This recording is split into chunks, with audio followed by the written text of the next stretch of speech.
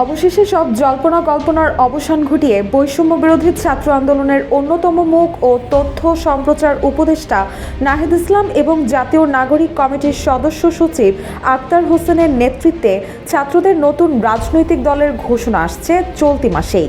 দলের শীর্ষ 9 পদে থাকছে বিশেষ চমক। বিশ্বস্ত সূত্রের মাধ্যমে জানা গেছে, এক দফা আন্দোলনের ঘোষক নাহিদ ইসলাম আগামী 18 থেকে 21 ফেব্রুয়ারির মধ্যে উপদেষ্টা পরিষদ থেকে পদত্যাগ করে নতুন দলে যুক্ত হচ্ছেন এবং আগামী 23 অথবা 24 ফেব্রুয়ারি দল ঘোষণার প্রাথমিক তারিখ রাখা হয়েছে। একই সঙ্গে 25-26 তারিখের বিষয়েও ফোরামে আলোচনা হয়েছে।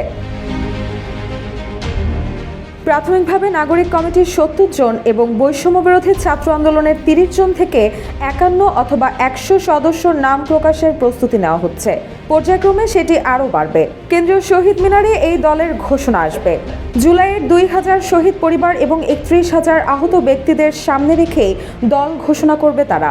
যমুনা রাইস কুকারে আছে 3-in-1 function. Jamuna rice cooker, smart রান্নায় আধুনিক জীবন। তার আগে আগামী 20 তারিখ ছাত্রদের অংশ থেকে নতুন একটি ছাত্র সংগঠনের ঘোষণা হতে পারে। সেখানে জুলাই অভ্যুত্থানে ভূমিকা রাখা ছাত্রদের নিয়ে শক্তিশালী উইং থাকবে।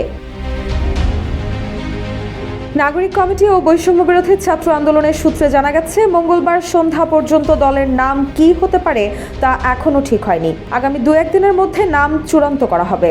তার আগে 20 ফেব্রুয়ারি বৈষম্য বিরোধী ছাত্র আন্দোলনের অংশ থেকে ছাত্র কমিটি ঘোষণা করা হবে।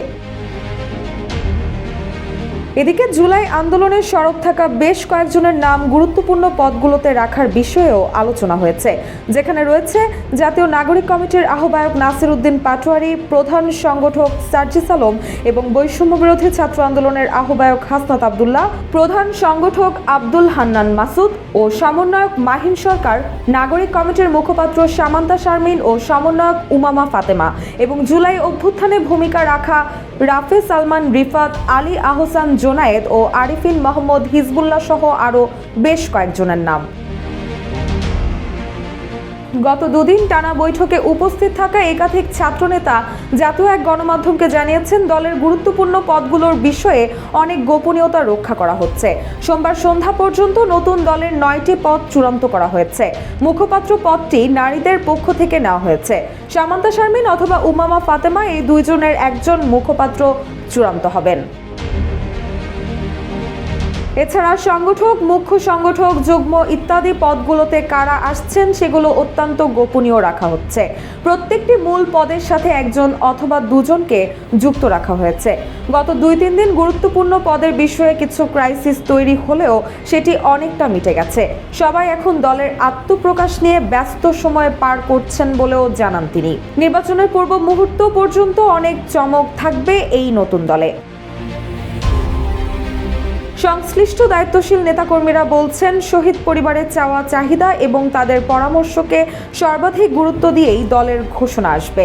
কেন্দ্রীয় শহীদ মিনারে দল ঘোষণার পর জুলাই আন্দোলনের প্রথম শহীদ রংপুরের আবু সাইদের বাড়ি থেকে লং মার্চ শুরু করে চট্টগ্রামের শহীদ ওয়াসিমের বাড়ি পর্যন্ত লং মার্চ করার প্রাথমিক কর্মসূচি রাখা হয়েছে। এই লং মার্চ চলবে অন্তত 15 দিন। 15 দিনে পথে পথে কর্মসূচিতে সব দল মতের মানুষের অংশগ্রহণের পাশাপাশি অন্য রাজনৈতিক দলগুলোর প্রতিক্রিয়াও জানা যাবে। রাজপথে লং মার্চ থেকে উত্তর দেওয়াও সুবিধা হবে। রুশাসুল, জয় জয় দিন।